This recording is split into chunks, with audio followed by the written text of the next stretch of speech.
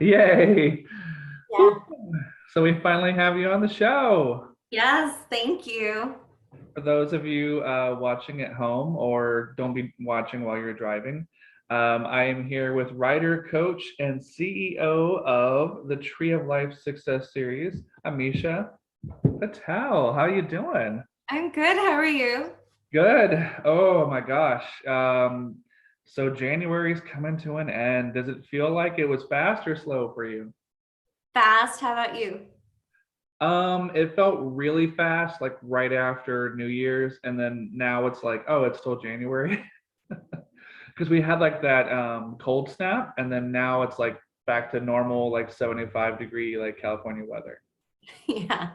So, so tell me, what have you been up to? I know that the website's going pretty well. So you're having meetings all the time for that, apparently.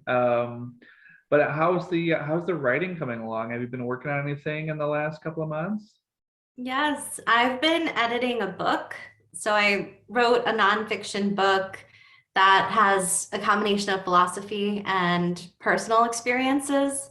And that is because there's this rationale that I'm committed to, where everything is supposed to have meaning and a message.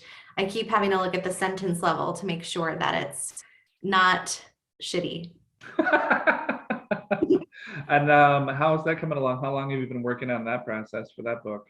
I started at least 4 years ago, maybe more. Yeah, Wow. it's been kind of something I come back to because my majority of my time is spent on my business. And for me, writing is really inspired. So I'll get into a flow and then I'll be angry at anything that's not my writing. And you got to stay out of my way. And You just get that look of like sheer determination. People were like, stay away from her. She's yes, she's motivated, she's working on something. yes, definitely. Yes. So was there kind of like a kick in the pants kind of mentality when the lockdown happened a couple of years ago and you were like, wow, I have this time. I better just like focus on my creative stuff, kind of like when you're faced with yourself during that time where you can't go anywhere or do anything else. Did that kind of like, I mean, we all did kind of our what I call our time on the couch in our pajamas, watching Netflix. But we all hopefully, got into some creative habits too. Did that work for you as well? Um, for me, I was already used to working from home. So my company is completely virtual.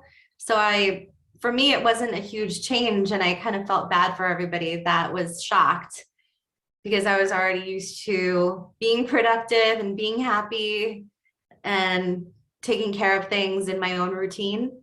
So I True. think it hit me less hard. It hit me less hard. And then I think the writing for me was, um, it was just fun to go back and forth. Nice, nice.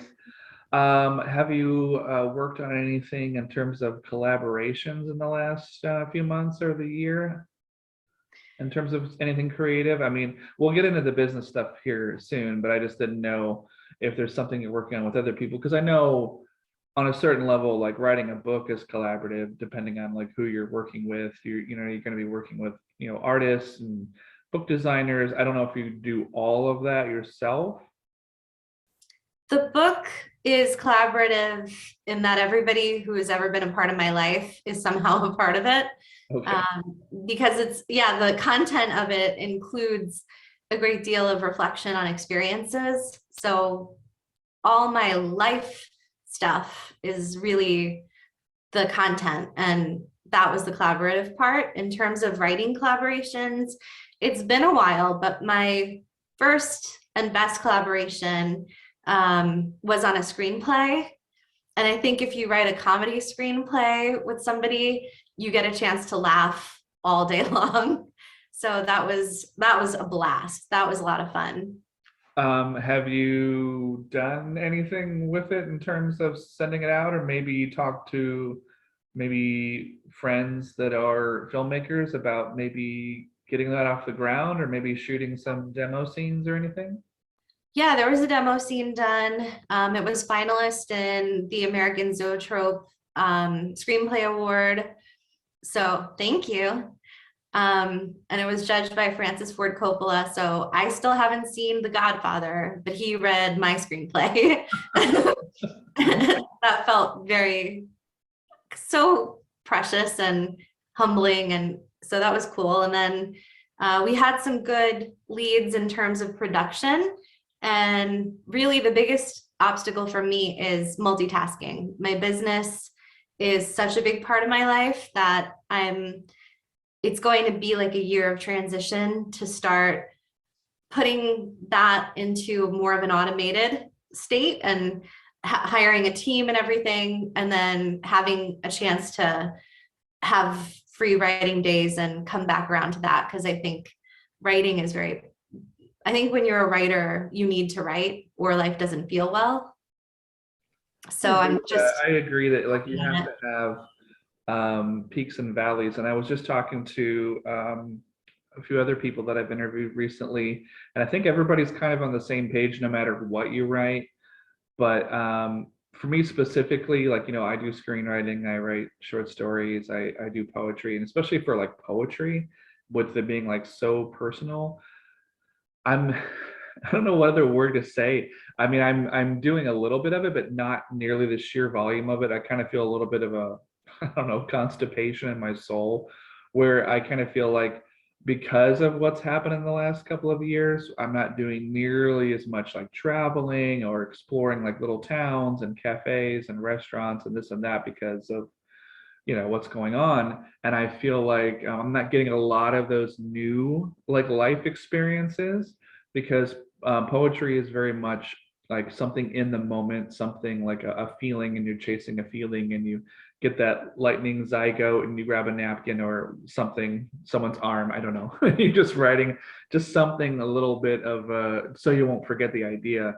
And since a lot of us, and I know this is a different experience for you, but since a lot of us were kind of stuck at home, we're not getting that new out in the world stimuli. We're not having those random conversations with strangers or going to parks as much. We're even making quick stops to the grocery store for the essentials, or we're getting stuff delivered. So I'm hoping in the couple of months that part of my writing will open up a little bit more as the world kind of opens up. But have you noticed that a little bit about yourself, that you're just kind of yearning for those new life experiences to kind of get out and get together with people you haven't seen in 6 months or a year because of the traveling and things like that? I see the opposite. I've kind of gotten used to having less obligations, and now when I have 3 social obligations in a week, I'm like, that's so much. That's so much to do, because I think for me, I've always identified as an extrovert, but then having the chance to just break free and really experience myself, it was clearer that I enjoy having a little bit more time to myself, and that I'm really good company for myself. But I have some advice for you, because I talked to my dear friend yesterday who's a writer in Texas, and his name is Willie, and he said that when he wants to write, he stares at the wall or stares at a plant, and that he's pretty sure plants exist to be stared at until you have an idea for writing. So you might want to get a plant. Well, I mean, that's pretty good advice, but for me, I'm much more, if I have an idea like short stories or screenwriting, I can just kind of sit down and kind of muscle memory my way through, kind of, okay, well, plot and character development and everything. But for poetry, it's just much more spontaneous and of the moment. So it's a first world problem. I'm not gonna cry myself to sleep or anything. So take me back in time when you were young, when you were a kid, and kind of what your first notion of when you knew that you kind of wanted to do writing, whether it was a book someone gifted you, or you heard some spoken word thing, or a comedy album, or you saw a show or a movie and you said, ah, that's what I want to do? I I loved reading. I didn't identify with writing. I loved reading. And I was more artistic when I was a kid, so I liked paper to cut into and to draw on and things like that. It really took me until college to say I want to be a writer. Okay, okay. Was there anything in particular, maybe in terms of influences, like specific books or specific writers in general from that time that you kind of remember, like gravitating towards? Yes. A combination of Harry Potter and philosophy. It was, Plato's dialogues, Kierkegaard. He did some representations of his theories in story form. So, The Seducer's Diary. He wrote the Greek myths, definitely the Greek myths, and having philosophical conversations about the Greek myths. And then bad philosophy. So reading things that were written very, very cold, in very cold ways, almost like it was math. Those really inspired me to write because I didn't want to engage with it. And the only way I could was to go with thoughts that bothered me, and then write poems as a response, because I hated that some of it felt really heartless, or it felt like it wanted to be science or math. And I felt like philosophy should be about life, and it should be a little bit more something universal or wisdom oriented that people can use. So I was agitated, and then I go write a poem. That's fair. That's fair. So let me ask you this, as someone who I have personally not read any of the J.K. Rowling stuff, but have you read any of her stuff that is not part of that series, the Harry Potter books? Because I know she's written a whole slew of, other novels and short story collections. Have you gotten any of that other stuff? I think she's also written some things under like a non-plume. I don't know for sure, but the people that I have talked to that have read it said, yeah, it's like a total night and day thing, and it's great. She has like this other author voice. So yeah, it was just kind of curious. I was going to pick your brain about that. So because I'm always kind of curious, because she's so well known for just that one series, but I know she's done other things. So I was just kind of curious if you'd gotten into any of that too. But No, um, I was too attached to Harry Potter, and I know it's not literary, but I think that's been a part of my journey with writing, is to not worry as much about what's considered to be good writing and worry more about attention and seeing something that I value. That's fair. That's fair. I mean, I kind of, when I was in like middle school on, read pretty much everything I could get my hands on by Stephen King. And I don't think anyone thought, I mean, the guy's brilliant in his own right, but no, I don't think anyone thought he'd still be kind of doing the same kind of writing, like whatever. It's been almost 50 years later since his first book, to the point where I'm like, yeah, he needs to stop writing books about haunted cars, because I think he's got like, I think four, and they're not related. They're just like every like 10 or 12 years he puts out a book about a haunted car, and I'm like, he must just think that like, oh well, there's another generation coming up and maybe they've never read the other ones. It's like, I guess there's just only so many haunted objects you can do. He has an essay where he talks about using his dreams to write his The books. on writing book that you're I reading. think, yeah, I think that's the one where Okay. he talks about having dreams that he then uses as the inspiration for his novel. So he must have a lot of haunted car dreams. Well, and I've said this in a few other interviews too. I read an article a couple years ago where he was, and it's just the interesting, because his wife is an author as well, and I think it's just being married that long and living with someone that long that the pet peeves and all that just really come to the surface if you're in a cranky, shitty mood. So he said that they were doing something together, like I don't know, some kind of a puzzle. And at a certain point, he must have been muttering under his breath and just being a real shithead and a bastard to her, saying stupid stuff. And she just threw a puzzle piece down and said, "That's it. Go in the other room, work out whatever thing you're in, and then come back when you're more reasonable." And he was like, "Fine." And she was like, "Fine." So he goes in the room and he says, he sits down at his typewriter and he's just, meh, and then he's like, and he starts, this is me typing because otherwise you wouldn't see what I'm doing.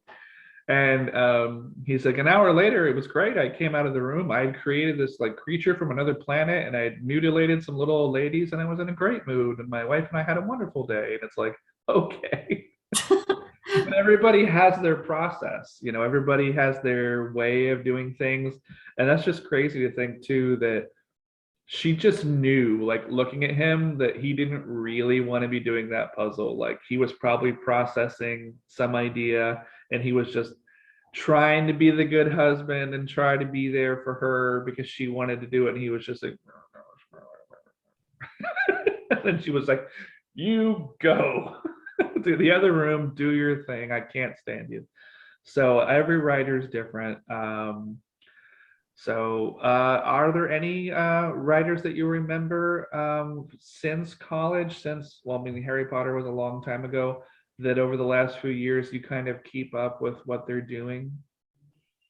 I mean, I love poets that I love still are Anne Carson, Bruce Smith. He was my poetry professor and still my absolute favorite writer of poetry. Amy Nezuko-Matatil, she's a great poet. And then now she had an awesome memoir come out called World of Wonders. And it was just so from her heart. And it's such an inspiration because last year it got Barnes and Noble Book of the Year, and it was a nonfiction bestseller. And it was also something you can see so much poetry in and so much authenticity in, and a love of nature. So I was just so inspired that you could really be yourself and that it'll work out in terms of publishing and in terms of people getting what you're doing, because it was very different. And it was definitely, you could tell it was written by a poet, even though it was short essays. So I love her stuff. In terms of who I'm following, I tend to take recommendations and then read things sight unseen. So the most recent book I read, and I didn't know any of the stuff around it before I read it, but Atlas Shrugged by Ayn Rand, there was a couple people who are saying that's my favorite book. So I was like, this is a very long book. It's 1,200 pages, but if enough people are saying it's important to them, I want to read it too. And it was a little bit challenging to read, but it was worth reading because it's important to people. So I think who I follow is usually friends. When people that I love publish something, like with World of Wonders, I run and I buy it and I want it and I'm so excited. And then besides that, it's following the flow, and whoever says, go read this, I'll go read it. Well, if you enjoy humor in poetry, you might really like, and you probably heard the name, Billy Collins. Yeah, he's great. I got a chance to see him read at UCLA a few years ago. And God, who was he there with? I think she was the current poet laureate. Oh God, why am I blanking on her name? I can't remember her last name, but they had a thing where they kind of were on stage reading poetry like at each other and interviewing each other and arguing with each other like an old married couple. It was so great. That sounds awesome. I think the funniest poet to me is Bukowski, because he's so moody. Right. And when I was a kid, I'm sure you were the same way. Did you read Shel Silverstein? Yes. I think, and I passed that on to my daughter too, and she just she just says funny things. Like when she was young, she said like, he's not a very good artist. I wish I could get away with a book like this. I'm like, it takes a lot to market and like come up with a style, and she's like, okay. But that's the funny things that kids say. But yeah, there's just a lot going on. So I'm really curious to pick your brain because you're talking about humor screenwriting. So what got you into comedy and also comedy writing? Comedy, when I first started as a professor, and I'm not a professor anymore, but when I first started, I was scared to death. I think I was 23 or 24 with my first classroom. Wow. And we're talking about like dudes between 18 and 22 and females of the same age. And then they're like possibly still drunk from the night before. Oh, no, there's no possibly. Let's just Yeah. go with more likely. Yes, there's like the guy that's high and his eyes are so red. And In the front row, right? yeah, I was terrified. And I remember I needed to learn a way of creating attention because I didn't feel that, it was kind of a rough crowd. They And were like more like apathetic. It wasn't like cranky or pissed off or whatever. It was just like the Nirvana song, here we are now, entertain us kind of thing. yes, Well, a lot yeah, of this. yeah. So I tried to, I feel like that's my failed stand-up comedy career was like, how do it's a combination of I'm naturally awkward and this is not going to be perfect and I'm not going to be like the, you know, phenomenal professor you had before or after me.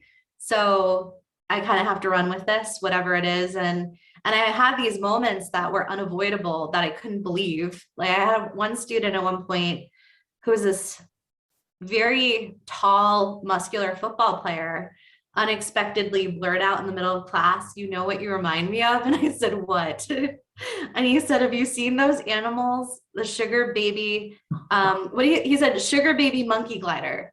He was like, "Have you seen sugar baby monkey gliders?" And he was so authentic. He wasn't trying to be rude. He wasn't trying to, degrade me or anything. He just was, they were comfortable. They had this young professor. They were comfortable. They felt like they could be themselves. And he blurted this out. I was like, "That's not an animal." And then I looked up sugar gliders and he was like, "They have these big eyes." They have Oh, the hugest eyes. And so I'd have these moments where it's like, I can't hide who I am. I'm not going to be like that, the dude in like I don't know, in his like three-piece suit in the classroom next door with a booming voice. And so my way of engaging was, I'm just never gonna, I'm going to be awkward. And so if it could at least yeah. be a little bit funny, if I can use my sense of humor a little bit, then we can get through this 50 minutes or hour and a half. And so humor for me, I think, came from necessity and trying to do this thing that was really not meant, I think, for somebody who looks 16 and is 25 and the students are 18 and 22. That was a very comedic situation and I couldn't avoid it. And Well, then I think, yeah. that's great. I mean, one of the things I've talked to friends of mine that are teachers, and the great thing about movies and having this history of movies and portrayals of teachers and professors is the movies do a great job of those social situations with teachers and professors of don't be like these guys. And a great reference to that is the movie Ferris Bueller's Day Off, which you've seen, I'm sure. It's been a long time.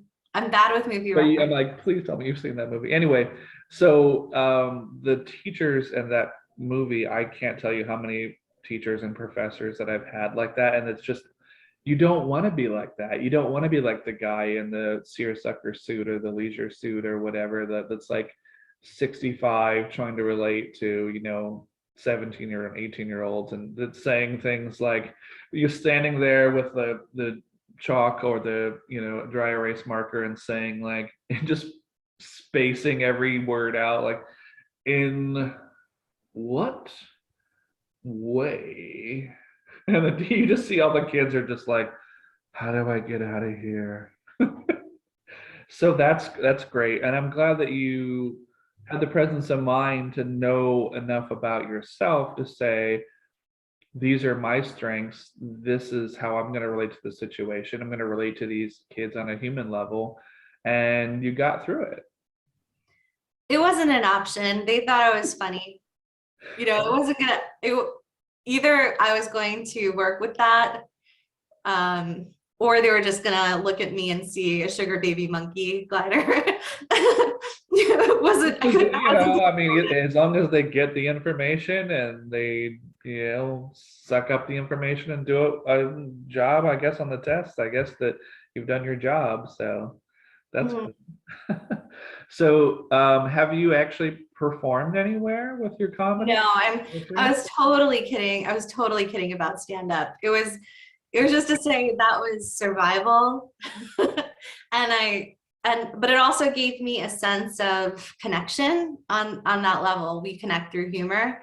And the thing that inspired comedy writing for me is one of my very first students, his name is Ali Zahiri, and he's such a talented actor and such a talented writer. I remember when he was leaving, it was when I was teaching at Arizona State University. And when he was leaving, his folks were trying to get him to go to law school. And he said, yeah, that's what I'm going to do. And then he moved to LA and started doing stand-up comedy. And then he got some, he had some near misses with huge roles. And I finally said to him, you need to write your way in because you're such a talented writer and you're so funny, and get something together that really shows who you are. And then he didn't do it. And then I moved to LA years later. And my first thing that I wanted to do at that point was, all right, we're going to write something for you. So with me, the motivation and the inspiration was actually this wonderful human being that I had seen from the time he was 18, and I saw him growing and becoming more and more talented and having such a great friendship with him. And also still having that, like, I guess that professory instinct or mentor instinct of shut up, let's do this. And you're capable. I know you can do it. So we're going to sit down and finish it. And it was so much fun. So that was my second screenplay, actually. And it's called Hope Street. And it's hilarious because he's so funny. And I think that being around other people who are funny and getting to laugh together actually brings a lot more humor into it. But my first screenplay was called Cowboys and Indians, because I had a short failed relationship with a cowboy country musician, and I thought it was really funny. And I thought our conversations were really funny. So I imagined if it was so funny with me, Mindy Kaling could make it even more funny. So I imagined her as kind of as this potential actress for a role and comedy inspiration for this story, that kind of stemmed from very funny conversations between me and this cowboy, where he would be in his truck driving. I gotta go to the old bean counter. And I'm like, what's that? The accountant. So constant translation of language, and just very, very funny. So I think life is funny, and that makes comedy writing very, very natural. That's so true. I mean, I myself come from a comedy background, but I am curious what brought you or what inspired you to choose that form of writing, or did somebody else talk you into it, or conversation wise, or you just seen enough films in your life that you said I want to give that a shot, or did it involve going to a library or a bookstore and purchasing screenplays and that, and I kind of how did you kind of first get drawn into it and dip your toe in the water, so to speak? There was no plan or intention. It was an inspiration. At the time I was teaching at Providence College, I was in Rhode Island, And because I had that really funny relationship, short relationship, and it just cracked me up. It wasn't something that I thought would last. It was just puppy love, and it was very funny. And then on the other side of it, I just had that inspiration that writers have of, I would love to write a screenplay called Cowboys and Indians. And I had no background in screenwriting. I'm not big on watching TV or movies. I moved a month ago. I still haven't set up my television. So I'm not a huge fan of film in that way. I like to watch it when I hear a great recommendation, I'll follow up and I'll watch something. But I had the inspiration, and then I happened to be visiting LA. I had a business partner at the time. And so she lived in Santa Monica, and I was visiting during, I think, spring break. And we ended up going to a coffee shop to have a meeting. And there were two guys sitting next to us that were very nice. We had one socket outlet. We had one outlet between four of us. All four of us were using laptops. So we were very kindly and politely chatting with each other to switch off who gets to use this. And I noticed at a certain point that they were writing a screenplay. So I was coming from a small town, Rhode Island, and I just looked at them and I said, I have a movie idea. I want to write a screenplay. Will you meet with me for beers later and teach me how to do this? And they stared at me, and they were super nice. And that's when I realized that I actually said that to the actor Dev Patel, who was sitting there with a screenwriter, and they were both working on a screenplay together. And I said, "Holy shit, you're Dev Patel!" And he said, "Yeah." And then he said, "Well, what do you want to do?" And I told them. So then the other guy, the screenwriter, he said, "Okay, take our email." And he said, "The first thing you need to do is download Final Draft. And if you get that, then I will help you." So I downloaded Final Draft that night, emailed him. Next day we had a meeting there again, same thing. I saw them again. Dev Patel was like, "There's a table next to us," So when I sat down, I was like, I need to learn how to do this. And so it was actually Dev Patel who taught me how to use Final Draft. And as a thank you, I made him a mix CD. And then, they were both awesome. Wow. Yeah, they were great. They were so nice. And the writer, Paul, actually, he was a mentor. He actually read the first screenplay. He read the second screenplay too, but he read everything, encouraged me, said, "This is perfect writing. Don't give up on this."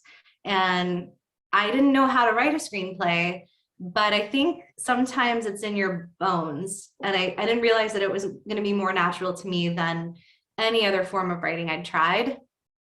But I think I love people. So characters and their dialogue excited me, and it all came together easily. And I had some great feedback. So I didn't stop, even if I'm not funny. Maybe in the end I'm not. Oh, you are. I can tell. That's a great story. It's so funny because I literally just like a month ago watched Dev Patel in The Green Knight, and he's so amazing in that movie. That's such a great movie. I haven't seen it. But yeah, I was gonna say two comedies, since you're in the comedy too, and you've probably seen these movies, but if you haven't, you should, because they're really funny, but also very true to screenwriting. And one is Adaptation, the Charlie Kaufman screenplay that's got Meryl Streep and Nicolas Cage. Nicolas Cage is amazing in that. So I recommend that. And then one of my favorites, this is going back about 25 years, is Bowfinger. Have you seen that with Steve Martin and Eddie Murphy? No, but I'll watch it. Steve Martin, well, Charlie Kaufman too, but Steve Martin is probably one of the best living comedy screenwriters. Like, his screenplays are fantastic. In fact, I'm such a fan of his work. His show that he has on Hulu right now is amazing. It's called Only Murders in the Building. And it's a comedy murder mystery about a podcast about a murder that happens in their apartment building. And he wrote the screenplays for all the 10 episodes. And it's got like Martin Short and Selena Gomez is in it, Sting, Tina Fey. But yeah, Bowfinger is great. It's about making an independent movie without permission. Awesome. They run around LA and steal shots, and like the studio executive is played by Robert Downey Jr. and Heather Graham is in it. But I mean, Eddie Murphy and Steve Martin together is just like, and Eddie Murphy plays a dual role. He plays like this really paranoid action hero guy. Then he also plays this nerdy guy that works at like a video store that happens to look like the action hero. So they use the nerdy guy to play the action hero in the movie without permission.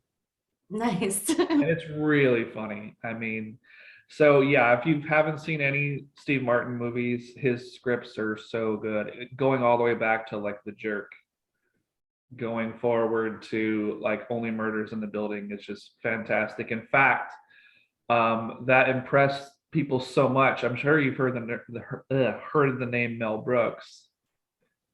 Mel Brooks is going to be making a History of the World Part 2, but he's going to be doing it on Hulu as a limited series. And he saw the Steve Martin series and said, why would I try to pitch, because he's got to be almost 100 years old now.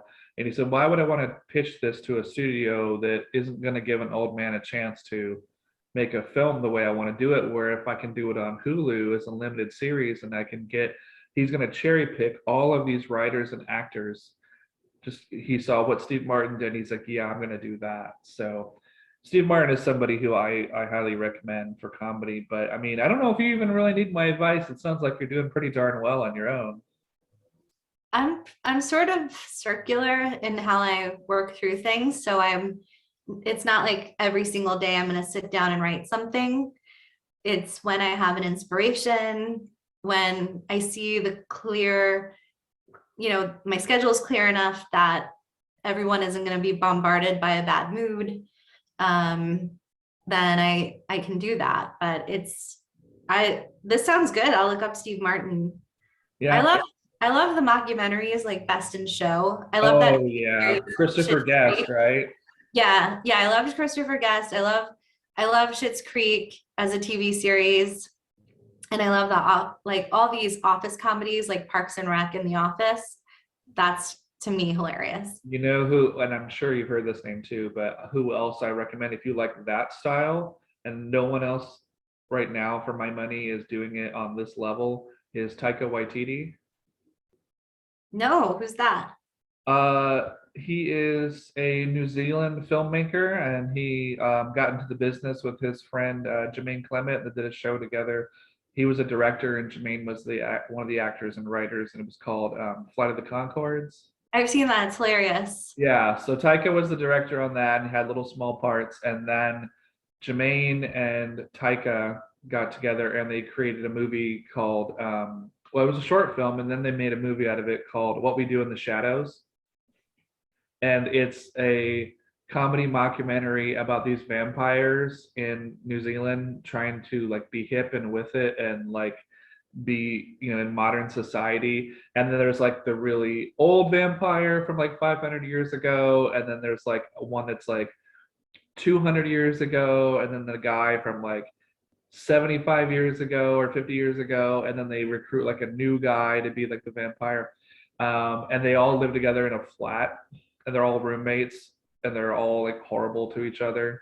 I'm sure it's hilarious. Yeah, you would love it. And they've made a TV show out of it too. And then he's done so much stuff like Jojo Rabbit and the Thor movie with the third one. And I mean, he's got a comedy show coming out about pirates that's called Our Flag Means Death. It's, Taika Waititi is great. So is that something that you're thinking about like eventually getting into, is like the production side of it, or are you just mainly focus on writing? I love the idea of getting into the production side. My first goal is to grow my team for my company so that it's less on me. And so I would love to fund production myself too.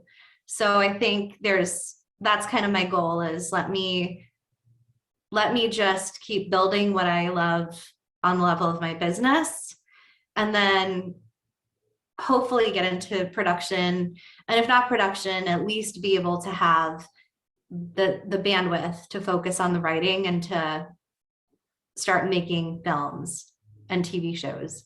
Yeah. That would be just because it'd be fun. Oh yeah. I mean, that's kind of the dream, right? To just do that as your, who doesn't want a job where you get to just run around and be like a big kid and get paid for it, basically, you know, because Yes. you can do that writing wise through a laptop or however you choose to do it, or if you're on set as, you know, a producer or actor, or, you know, everything with crew and everything like that. So so in a couple of years, are you thinking more like collaboration stuff? Are you open to all different kinds of stuff with that, in terms of like maybe, oh God, what is there? There's short films, there's you know, TV show pilots, you know, there's so much. So what areas are you kind of, are you strictly like comedy, or are there other areas you want to get involved in? Other genres? No, my real reason for writing to begin with, including comedy, is transformation. Mhm. So I think people learn better from stories than they do from dogma or from any kind of exposition. So it's like the same thing when I was back in college and reading philosophy and saying, this doesn't seem to have an impact, or I'm not changing based on this really smart thought because of the way it's written. And then using it as inspiration to create poems or stories that had some of that impact of demonstrating a new way of living life or a new way of thinking about life.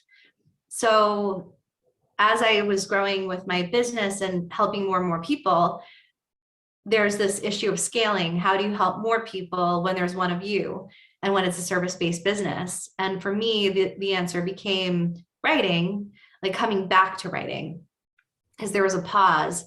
And on one level, yes, books, but on the other level, the stories that can be written for film and for TV series can start to imagine the way the world could be, and relationships the way they could be, and decision making the way it could be.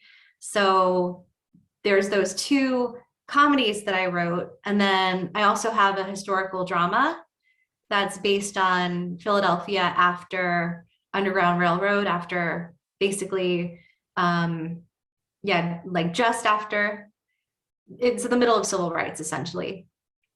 And that was a really important story for me to tell and explore, just versions of activism and love, and how we can view the past as a way of learning more about our present time. And then there's this, you know, and the book is definitely not comedy at all. The book is very much, it's very reflective, and there's a lot of philosophy in the book. So what they all have in common is just demonstration of values that I see as being necessary today. Okay, very cool. I myself, and there's no way, other way to really phrase it, I'm a horror for mythology. I Yes. love seeing that in stories and books and films and everything like that. And it's just so true that so many cultures everywhere in the world, there's just a lot of versions of the same type of stories. Yes. You know, and whether you love him or hate him, the person who funneled that the best in the last 40 or 50 years was George Lucas for Star Wars, because it literally is the quintessential fairy tale. Because you've got a princess, you've got a wizard, you've got a farm boy, you've got a pirate, you've got, I don't know, a samurai looking guy, and it looks like a giant black Oakland Raiders helmet, Los Angeles Raiders, whatever they are now. So, but you look at all the different cultures of the world, and everybody has a version of like a flood, giant flood story, or like a strong man who had like, who was given by a king or something, was given this list of tasks they had to do to get this reward to save a village or something. So it's just amazing how many times those things pop up everywhere you see. So let's take a few minutes and tell me a little bit about Tree of Life and how that came about and what you were working on with that. Sure. Tree of Life is, I guess, it's also just like everything else I described, me doing what is fun for me and that I enjoy and that I saw as everything I've ever done is from a place of passion and just knowing that there's something to create here without having too many rules around it. So when I was teaching as a professor, I had this great connection with students and I loved seeing people grow. And then I noticed in my personal relationships, there was kind of a talent for that, almost like conversations were like office hours, is the way that I put it. And there was an ability for me to listen and then hear, similarly to with students, here's what's next for this person.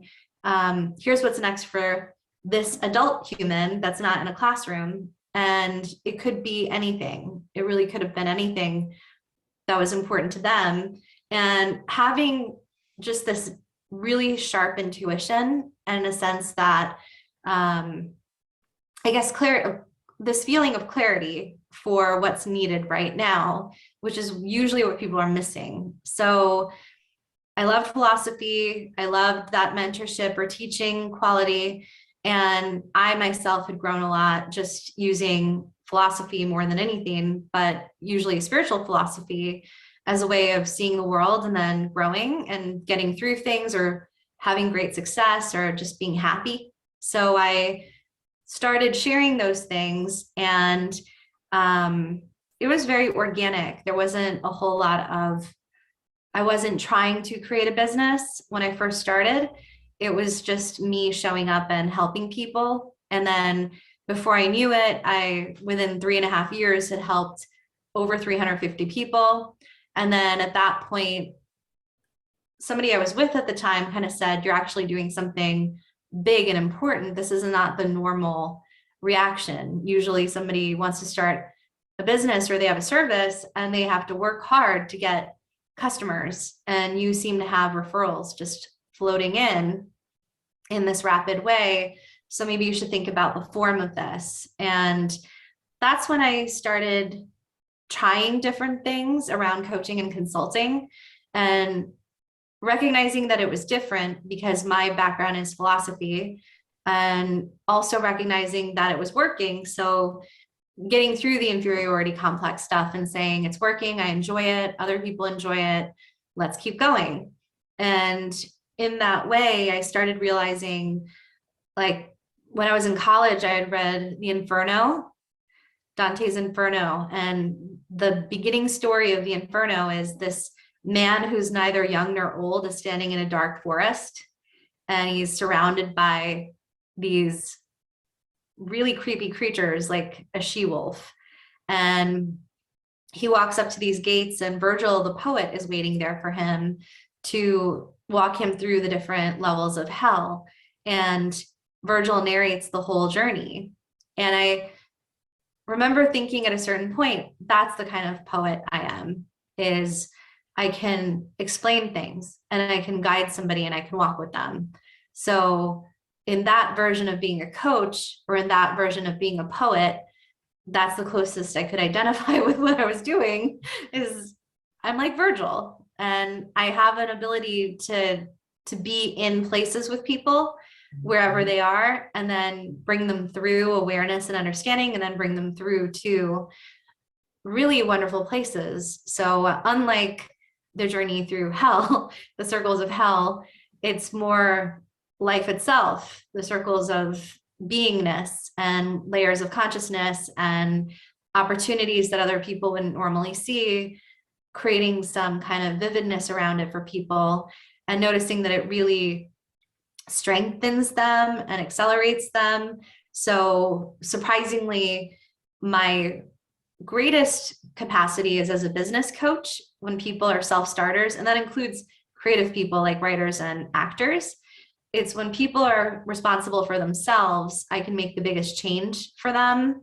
And includes around things like income or lifestyle. So didn't expect to have that kind of influence or impact with what I was doing. It wasn't one of my priorities.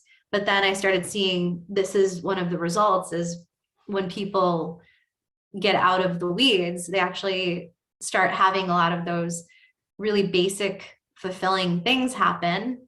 And so Tree of Life Success Series for me was creating programs around core concepts that I live by and that I was noticing are creating huge changes for my clients. So there's some people that work with me one-on-one in a very typical coaching type style. And then I also have groups. So I just launched a group last week called Evolve. And that's a combination of amazing, amazing people from around the globe. And their whole practice is to use spiritual philosophy essentially to get to where they're headed instead of using the conventional productivity principles, like work really hard, work your ass off, and don't stop even when you're tired type thing, or, hey, you need to network and use your connections, like that kind of thing. I'm the most hard to reach person ever, and I never have problems with connecting easily to who I could work with. So I was kind of passing those things on, like we don't have to do things that disempower us in order to be fulfilled and have great things happen. So that's really been the majority of my business. Definitely mentoring other coaches. There's a lot of clients who are coaches. And then now I'm scaling, I'm expanding. So I've hired a team and they're very cool people. And I think that's going to it's going to help open up the message to many, many more people. And it's going to help with affordability so that more types of people can get involved. Wow. And how long have you been working with this in general, and like the website and everything like that? How long has that been going on for you? If I were to go back to day one, the first person I ever worked with, it's been at least 12 years. Oh. Mm-hmm. Nice. And Tree of Life Success Series, this version of the company, it's 3 years maybe. So it's been amazing because I think there's no restriction to creativity when you create your own business. It's very similar to writing, very, very similar. And creating a world in a screenplay is not that different from creating a world in any entrepreneurial matter. And I think also helping people who are creative, because living in LA, I have a substantial group of people who are actors and actresses, or directors, producers, writers, and working with people like that shows me how the myth of stability and security that we have around how we should make money in a certain way, or how we should develop a career in a certain way, how much of a setback it can be for people who are very talented and gifted, and how just ordering things differently for them, showing them the routes that they can be responsible for and the support that they can always have and build towards is a game changer for them. I've noticed a huge shift. The biggest shifts I've noticed are with creative people, because we have a strong myth of kind of you can either do what you hate and make a lot of money, or do what you love and make none.